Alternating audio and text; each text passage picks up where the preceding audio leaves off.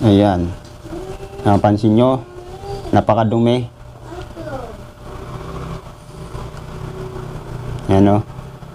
Dito, napakadumi. Ito naman, sobrang dumi. So, bubugahan natin to ngayon. So, dito, may isa pa tayong tatanggalin. Ito yung idle screw.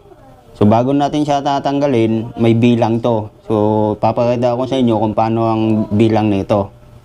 Ngayon, sa pagtanggal natin ng ating idle screw, ang ginagawa ko dito, tinatandaan ko.